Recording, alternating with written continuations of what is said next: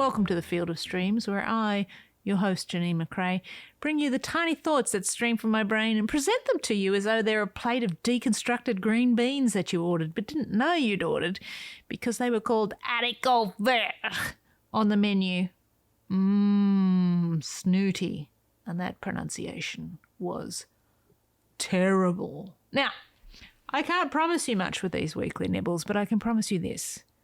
I won't keep you long. Today's missive was inspired by a Nick Cave quote from an issue of his amazing newsletter, The Red Hand Files. I seriously cannot recommend it enough. It has kept me happy for many years. The post itself, which I put a link in the description, contained a quote that is in the piece, so I won't say it here, but it really sets up the idea of taking your time to think. And taking the time to think is really what today's post is about. Recognising that some people will be frustrated by your lack of urgency when being creative because you're thinking. I'm not going to call it procrastination because it's just slow thinking, or as I call it, zombie think. Basic premise, slow, then fast. It's a guide to zombie thinking.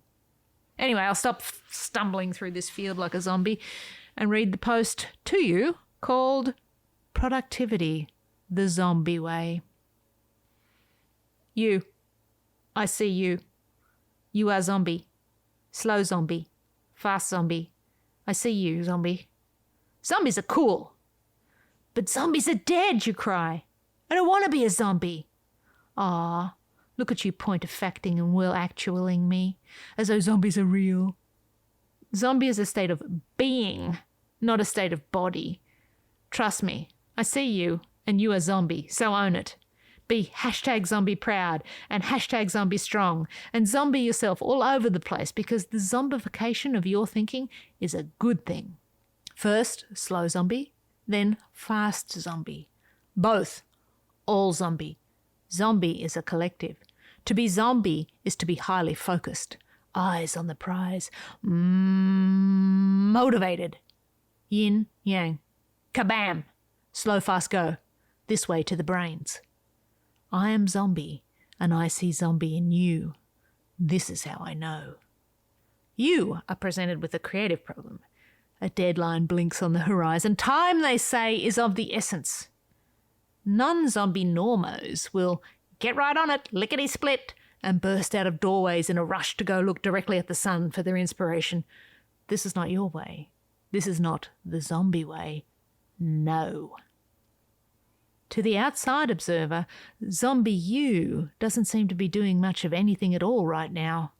It's infuriating. The day is dribbling away, the deadline sits fat and unmoving on the horizon, and yet there zombie is, shuffling along, staring at the ground, seemingly dormant. Nothing but a decaying daydreamer gazing at dirt. That outside observer can draw but one conclusion. You are dead inside. Fool! You have never been more alive. Welcome to the slow zombie state. Slow zombie is a deceiving state and is one of contemplative rest and unmindful thought toasting. Some folks, perhaps even yourself, cruelly call this state procrastinating. So negative. Relax. You are zombie, and slow zombie is the most powerful state in all zombiedom. Fact. One way to find brains is to not actively seek brains. Let brains come around a blind corner and bump into you. Let them bubble their way into your periphery as you shuffle through the internet or clean out the fridge or doodle lightning bolts in your notebook. Note, always jot down random half-baked thoughts should they strike in this time. Slow zombie state gives you time to digest all the grey matter at hand, to let all that information, those brainwaves, inputs, bullet points, rot down to the rich and steaming fertilizer. Slow zombie practice passive ideation. Or to put it another way, you don't need to look directly at the sun to know it's there. You can feel it on your skin. Your desiccated, zombie-ass skin. You are by no means dead, my friend. You are not procrastinating. You are just thinking. When the thought fertilizer stinks enough, your inner fast zombie will catch a whiff, and from that point on it's Get out of the way or get yourself bit time. The speed at which fast zombies move, particularly if the deadline is right there, is brain-boggling. Zombie zoomies all over the shop. It is an eruption of creativity with pure, motivated movement and focused production to hit a deadline that you could have hit 3 days ago if you weren't a zombie thinker. It is both frightening and magnificent. You are zombie. Own it. Zombie thinkers are zombie doers. Sure, others will get frustrated with zombie states, but that's a problem of perception, not conception. You'll get frustrated with it too because there'll never be enough time allocated to quality slow zombie time, but groan and get on with it. All zombie thrive on the ticking of deadline clocks, bubbling in their thinky time to burst from the surface with a pop of juicy inspiration when the time is right. Normos will try squash you and your zombie ways, but just keep on zombieing. Be slow, then fast. Go for the goal. Reach for the prize. Your hunger to make things, to eat all the brains, will be insatiable. So keep coming and coming again and again, you relentless thing. Do try to avoid becoming a full-tilt zombifier that's been hiding in a log all season long, then erupts to burn everything down. But do rough guide the zombifier playbook, aka periods of inactivity, thinking, followed by periods of activity, doing. Slow, fast, then eat the whole world. Nick Cave, renowned Aussie zombie and world eater, said this in a Red Hen Files missive, and it stuck with me. He said, I think it was one of the popes who, when asked how long he prayed each day, replied, about 10 minutes, but I spend all day thinking about it.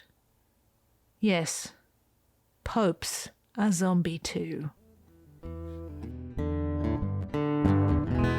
And there you have it.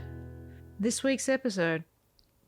I mentioned zombie fires near the end there, and that's an actual thing. Basically, so you have a fire in the woods or the forest or whatever.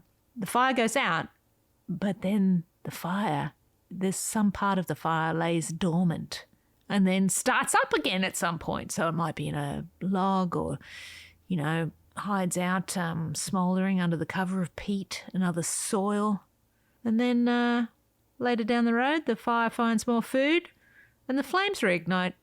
And that's how you get a zombie fire. It's honestly one of the most terrifying things I've read about in a while. For real. I hope you'll come back for more episodes of Field of Streams, which is just me reading posts from the newsletter, The Stream. These little missives are designed to inspire creative folks to get out and make something of their own. If you do enjoy my writing, please be sure to subscribe to The Stream, the newsletter I just mentioned, at JanineMcRae.substack.com. And until next we meet, love what you love, and I will see you out there making stuff.